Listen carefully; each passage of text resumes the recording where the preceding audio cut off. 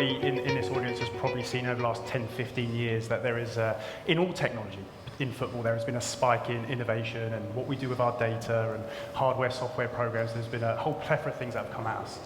The panel we've got today have been really in the precipice of that. So I think from myself, working with AiScout and what we do in digital recruitment, I learn from these guys. So these are the smart ones. So I'm not going to give you too much from my side. I'm going to direct it to these gentlemen who are really going to give us a timeline and a bit of journey between where we've been with technology and innovation in these academies and looking after players, developing players. We know now more than ever that our young players are our future stars. They're also our revenue models, and we also have a responsibility on the player development side to develop everybody, not just the ones that are going to make it.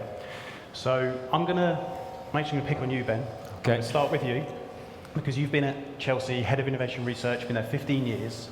So I'm presuming here that you've seen that timeline explode in that last 15 years, from things you maybe did when you were first there to actually the way we treat tech and innovation and data today. So if you can give us just some insights, a line in the sand of where you see that now at somewhere like Chelsea. Sure.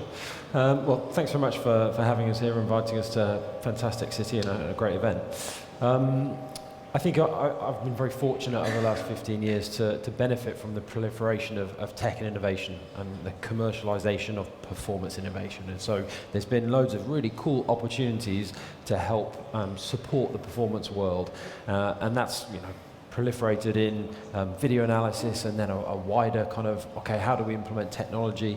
And so I think the wider societal developments have absolutely been mirrored, and now football's in a really good performance space where there's lots of opportunities for technology, and we're starting to become more intelligent about our strategic use of what we do and don't do, because it's as important to decide what you're not going to do, so you're not wasting lots of time, and you're very focused on what can give you a very clear competitive advantage.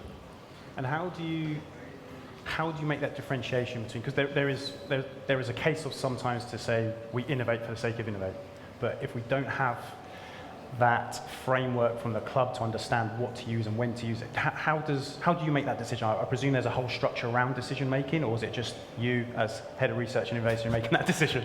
No, thankfully not. It's just around a really clear strategic intent.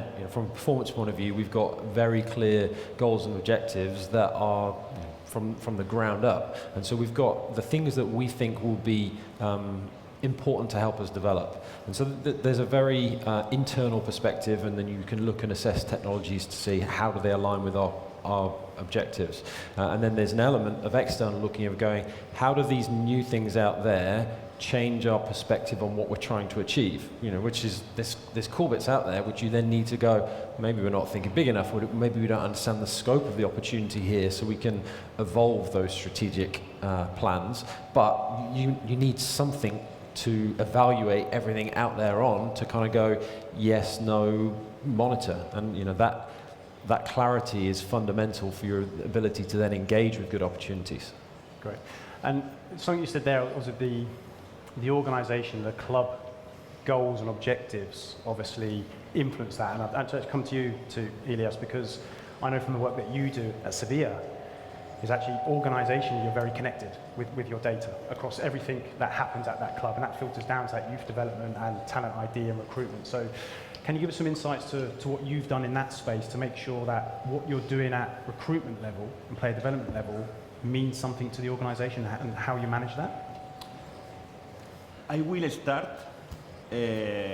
from the organizational perspective, because what happened in Sevilla FC, it is something different from what is happening in Chelsea, because I want to give you a bad news, that the football is not a win-win game or a win-win industry. It's a win-lose industry. So if I win, you lose. And this is very important, because this, in other businesses is different, but if I win, you lose.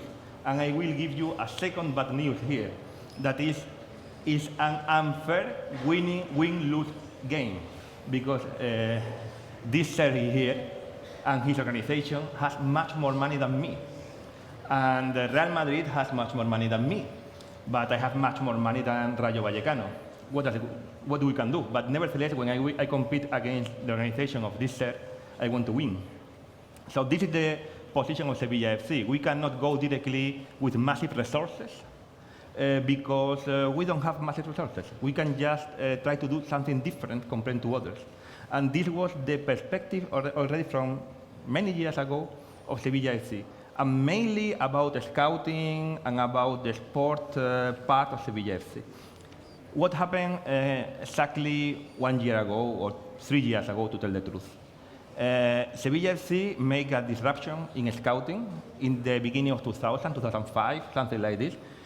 Monchi and his team built a huge department of scouting, and was intelligent enough to send people to places where nobody sent people. And this made that guys like Daniel Alves came to Sevilla when nobody knew that this guy was playing in Bahia, just because Antonio Fernandez was sent to Brazil to a championship that no scout was there.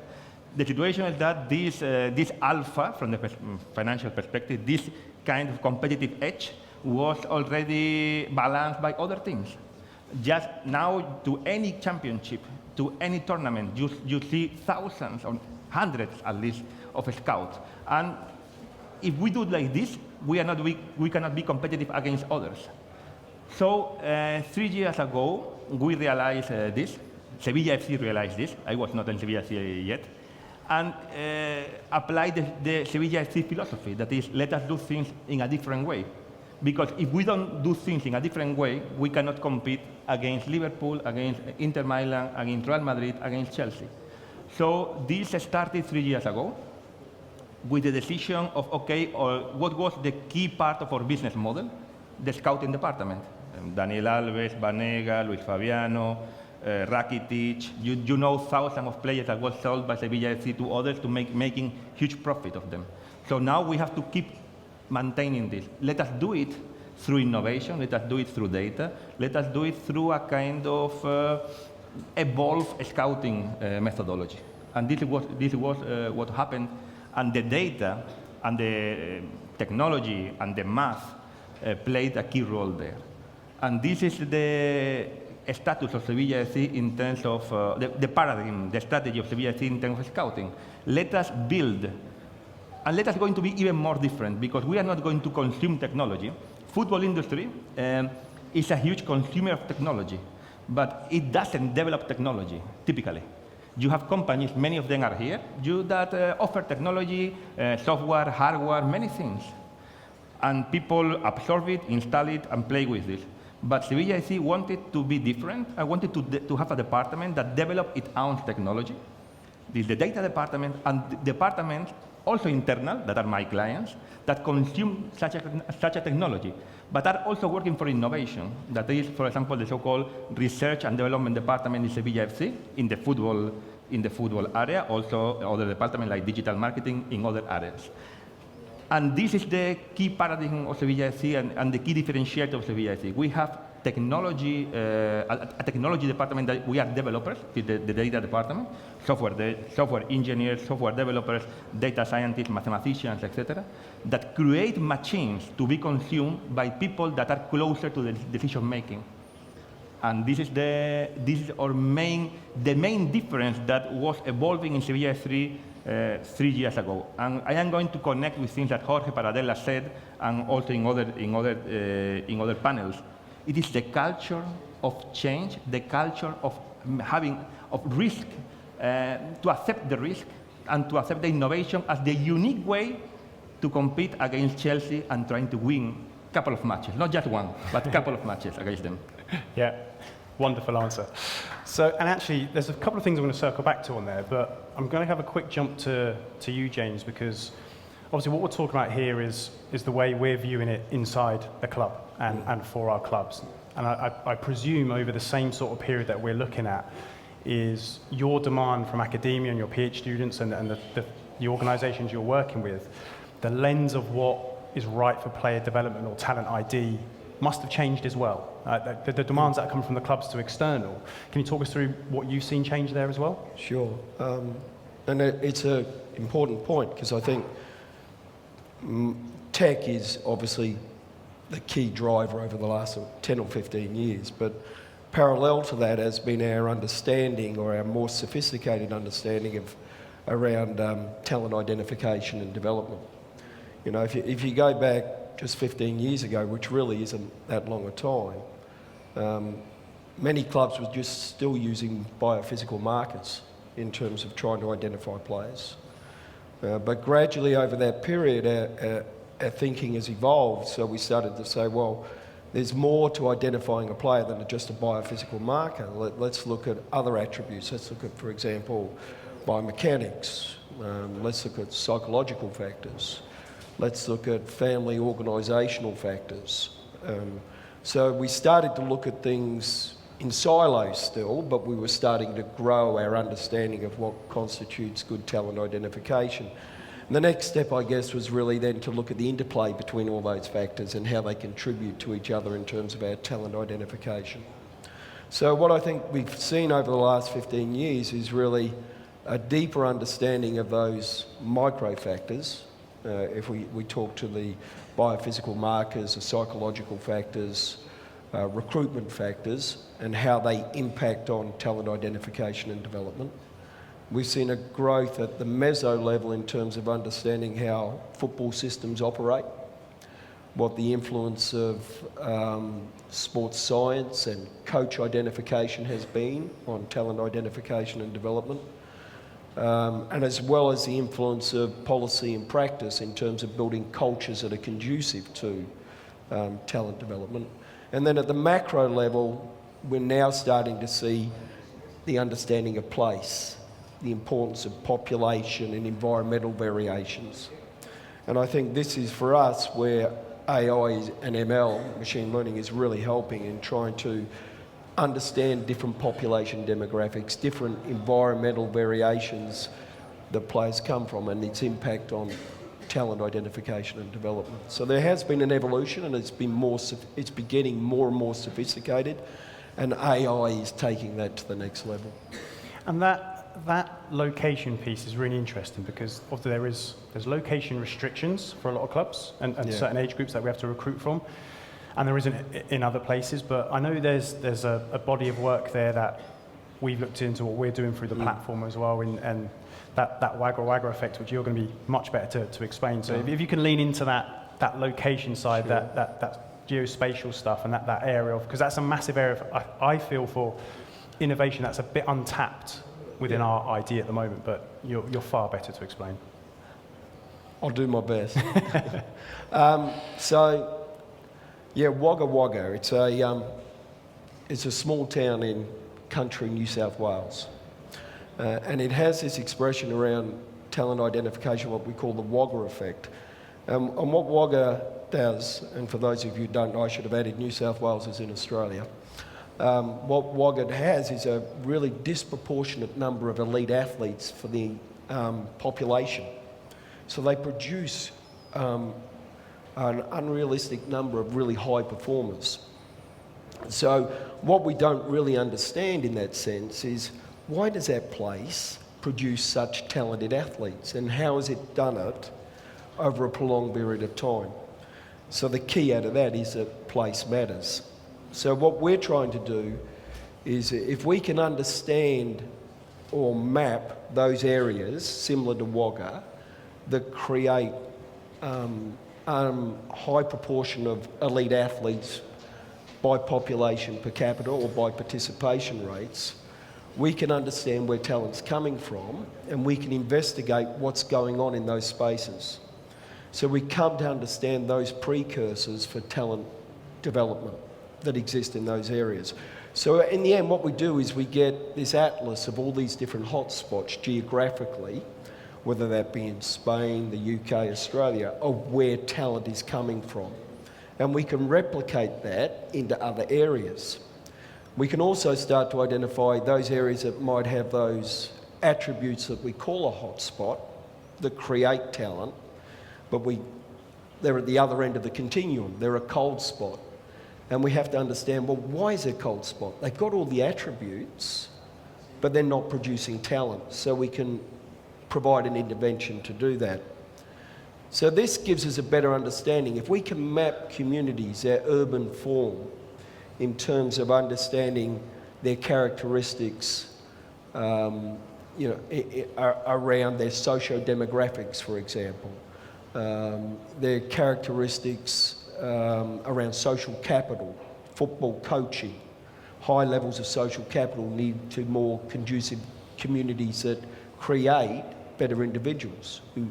We can look at transport networks, for example, getting to and from facilities.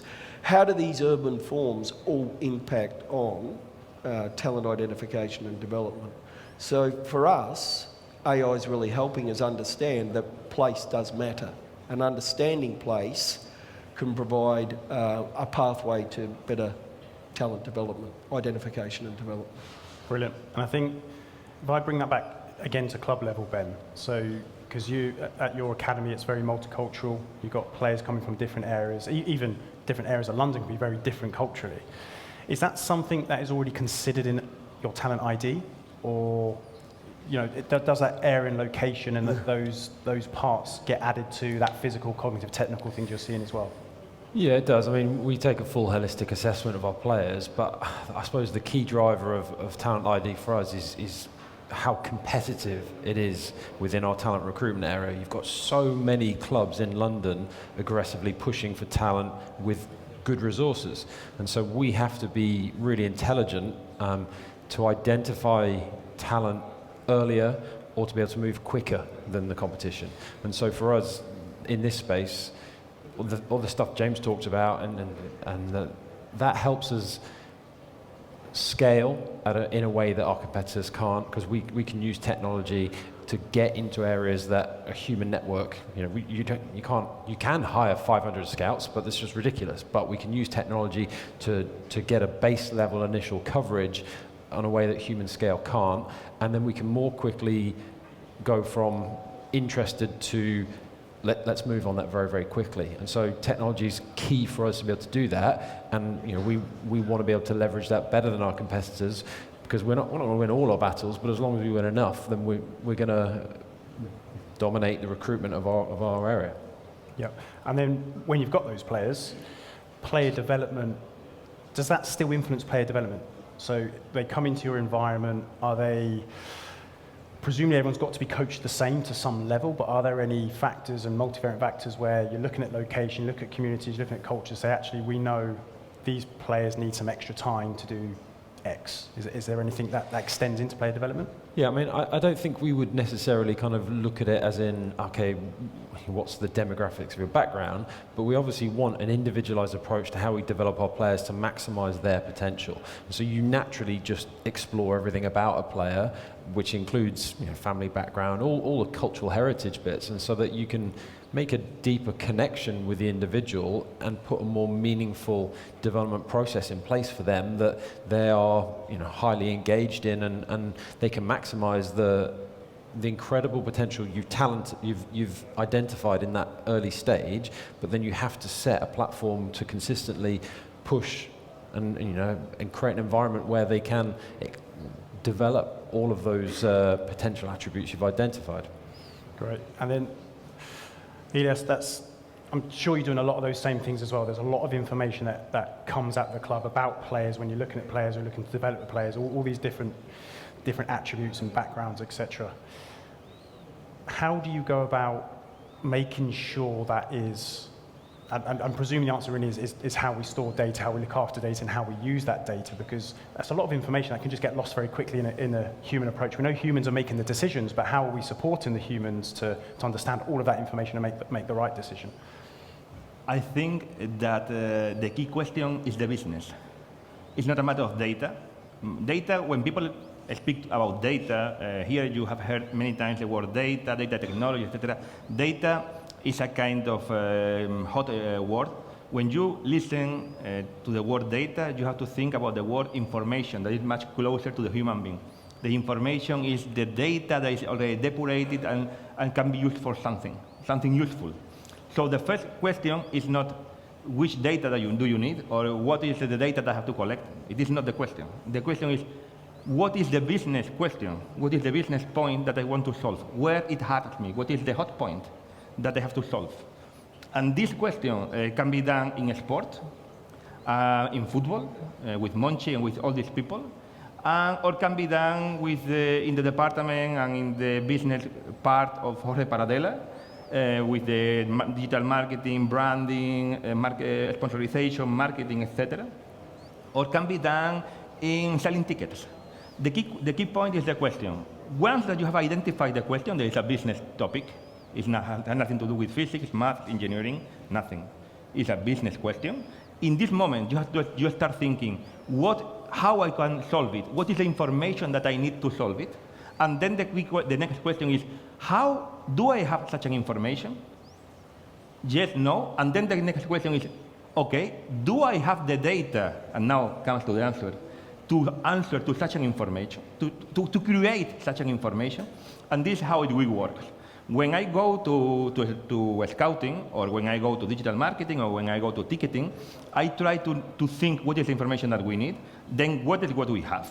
What is the one that we can collect or buy? And then, in this moment, when I identify it, I try to work with the one that is at home, of course, because it is the cheaper and the typically it is closer to the business.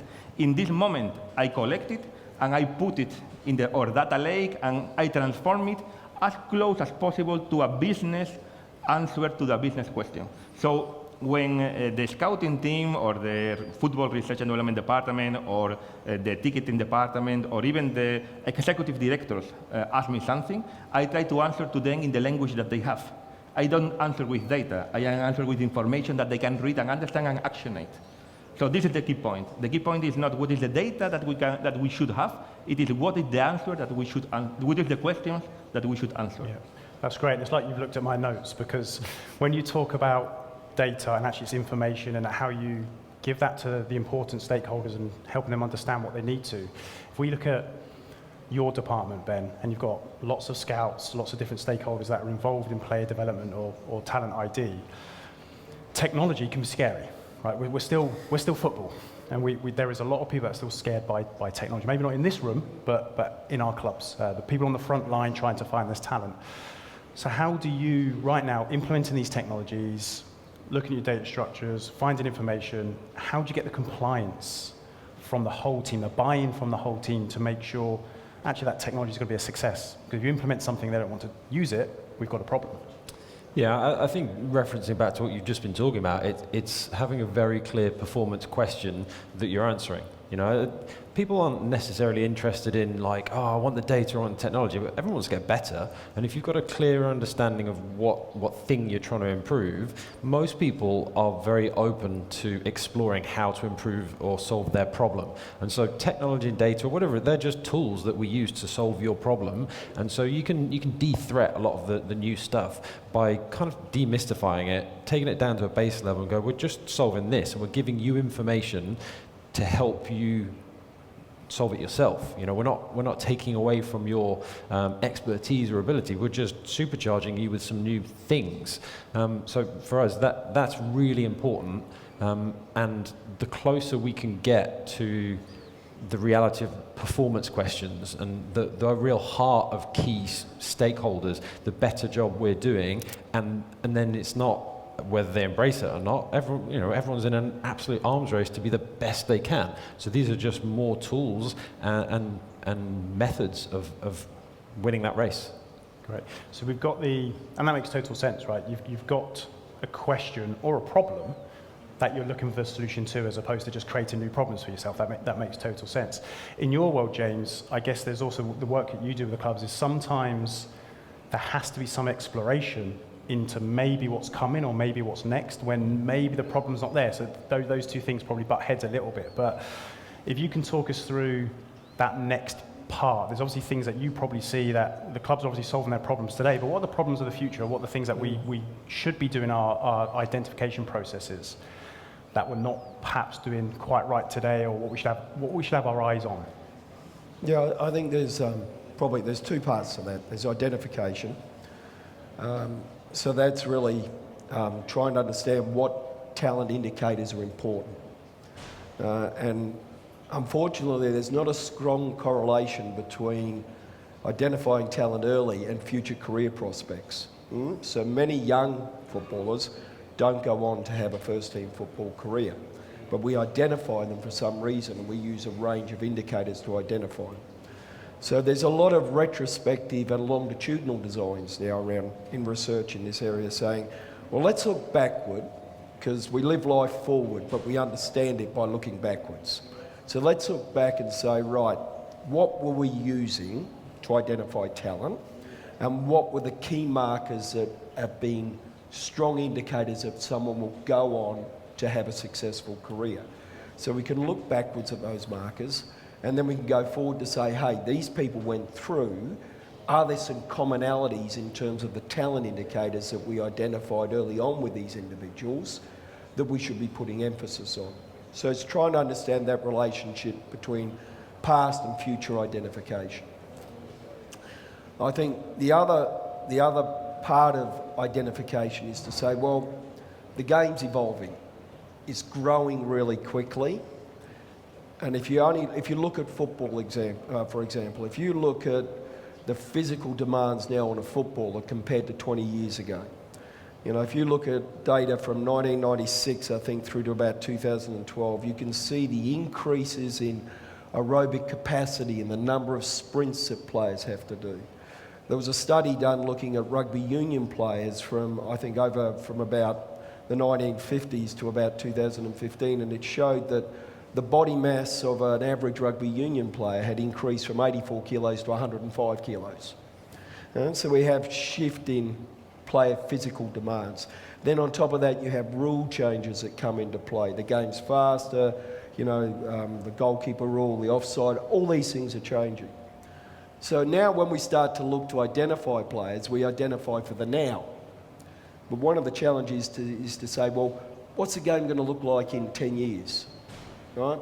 So let's start to identify players that we think are going to be suited to the evolution of the game in 10 to 15 years' time.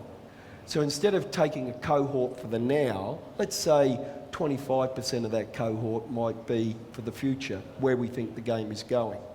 And AI can help us predict where we think the game is going. So in this way, talent identification becomes futuristic. Now, if you look at it from a developmental point of view, it's, well, what's the next step in the process? And now the emphasis is on cognitive development, decision making.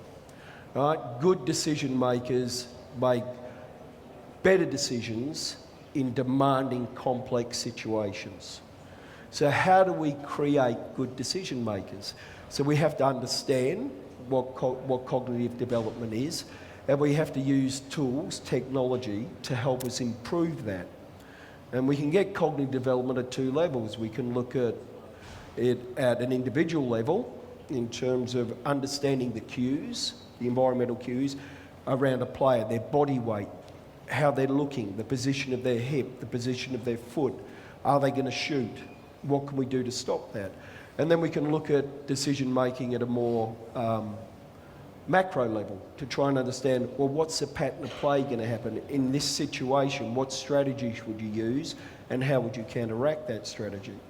So we can use AI to help players make better decisions in periods of high complexity and under a lot of pressure.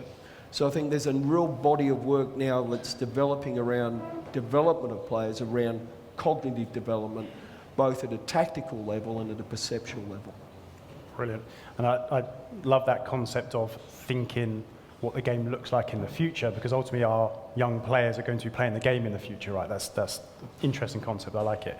I want to leave a couple of minutes for the audience. So if I can, that's your future. That's great. Yeah. So we can come down the list here and just, is there something, so Elias, starting with you, is there something that you're either doing now or you're looking to in the future that excites you the most about this space? A couple of minutes, just, you know, there's something there, that there's something worth sharing that's coming up.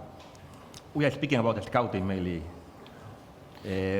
I think that what is for me the most interesting in the next years is the so-called, what a professor of mine at the university used, the so-called global perspective of the football. So nowadays, in the most part of the cases, we are analyzing, when we see a player, we are analyzing how this player plays.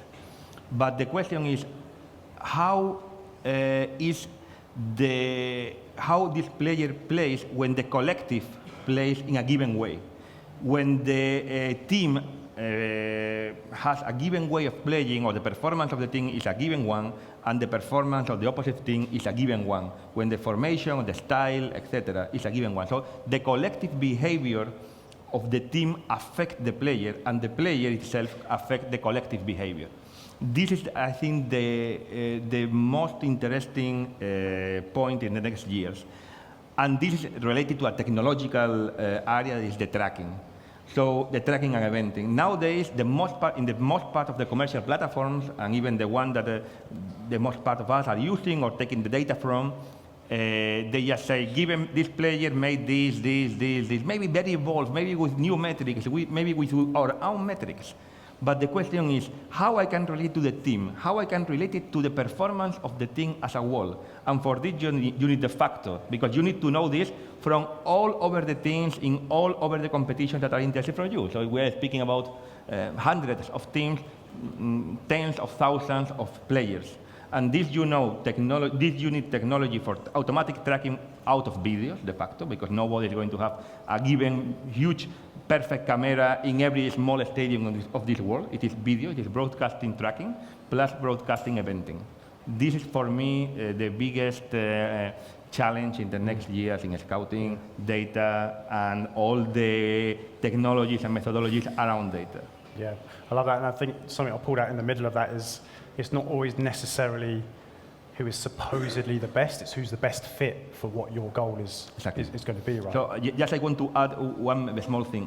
One thing that we have carried out in our own technology in Sevilla FC, in the technology that already Jorge Paradela said, it is AI football, is some optimization techniques to know when you analyze a player, you have to know with which other players he played the best, and in which condition he played the best. Yeah. And this is even not in the typical pathway of thinking of the scouting departments.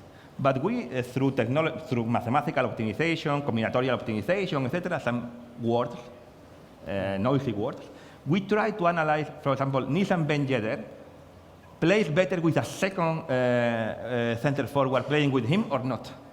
And with which kind of center forward? With a bigger one that can attract the defense and he has now free space to play or not? These kind of questions. Yeah. What is the context in which I am the best? Yeah. Can I provide to this player in such a context? This is key in this kind of technologies. Yeah, brilliant. And Ben, we've almost come full circle because we're going to end on you. So same sort of question, what's going on, and actually what would you like to see more of? Yeah, I mean, I think I'm definitely excited by insight into context in football. You know, starting to you can see who's the best. You don't need data to tell you that Ronaldo and Messi are the highest performers. It's obvious, but to be able to get into the context of what makes them effective under what conditions, we can start to answer some much more interesting things. We can start to quantify things that experts in the field can tell you, and we can start to kind of go, actually, yeah, great. We can now match our metrics and data with the things that you're feeling and seeing and quantify, and then scale it, because obviously a person can only watch a certain amount of football, but you historically you take this information that, well, I know that, like it's not particularly great, I've seen that, but to be able to go, okay, we can test our logic and go, are our metrics aligned with your subjective assessment? Great, and then we can scale that and go, right, now let's do that globally, and let's use your expertise and insight structures with a scale of quantification and go, great, we can now use your mental framework and the way you see the game and scale it through technology to get really, really cool stuff. Brilliant. Thanks, Ben. I think we've got time maybe for one, maybe two. So is there any questions? And I saw that hand at the very, very back. Yeah, I saw that pop up first. Quick off the draw.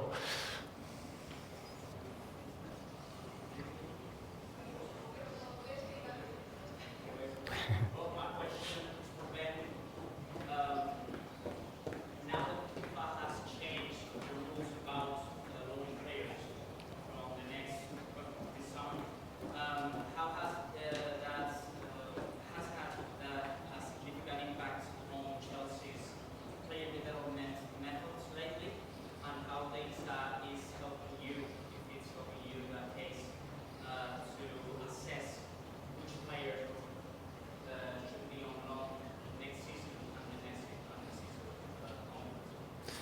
Yeah, when we've looked at the regulation coming in, and then we look at because there's a difference between players that you've recruited later and the restrictions on their ability to go on loan versus your own homegrown talent. And so the restrictions coming in aren't going to be particularly significant for us, and aren't really going to change our approach or where we need to put people. But data it's really important to, where possible, be selective over those development environments. And so, the more information you can get to understand the risks of certain environments versus the opportunities, the better it can be. It's a very inexact science, because you can suggest these are the best clubs for that player to go on, but you then need to have an opportunity for them to go there. So I think data's better to perhaps highlight some decisions you shouldn't make, so we can go, look, there's a large degree of risk every time a player goes out on loan,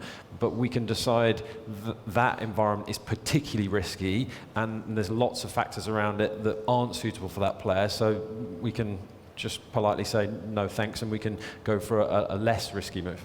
Okay. Thank you very much.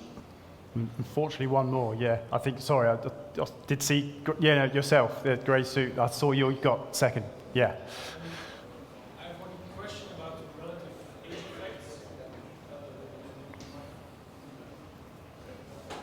Just one question. There's a lot of promotion in football about relative age effect and late maturity, especially in the young development of youth players. And that's maybe a question for the whole. Thank you. For the whole panel. How do you manage that specific problem? Because today we know everything about the physical aspect, the medical aspect of football players, but to be able to define if we need to give time to a player to develop himself physically, what are the metrics or the tools or whatever that you take into account before you take a decision, we're continuing with this player, even physically he's not strong or not? Good one to finish on. Yeah. Relative age effect, I think. James, do you want to have a shot at first? Well, I'm probably better to talk about it from a conceptual point of view than an applied point of view, like my colleagues, how they would implement that. Relative age effect's been around for a long time. That we know, for example, I think academy recruitment, nearly 75% of it is if you're born in the first 6 months of that particular calendar year. I think it's largely dependent on what clubs are looking for in players as well. There is a body of evidence that says, yes, they start early, they have an advantage, but over time that advantage dissipates. Their early maturation doesn't become such a factor because others start to catch up. So clubs identify how they want to play, the type of player that they want, and they'll recruit on that philosophy. So if technical development is important to them, whilst they might look at maturation, they consider it alongside other attributes. So there's now a strong recognition of the impact of relative age effect. And if you take the UK, for example, with such 4 tiers of professional football, physical attributes are probably more important in the lower tiers. As you move up the tiers or the divisions, we start to see less of an influence of that over time, and we start to see other factors come into play. So I think the key thing around it is an understanding of it, which is important, and how then that would feed into your talent identification and development pathways. But over time, the effect definitely does dissipate. And I think if you look at a lot of the players that we speak of with such high admiration, they are late developers. I think Iniesta was a late developer, for example. I think he was born in the middle of the year from memory.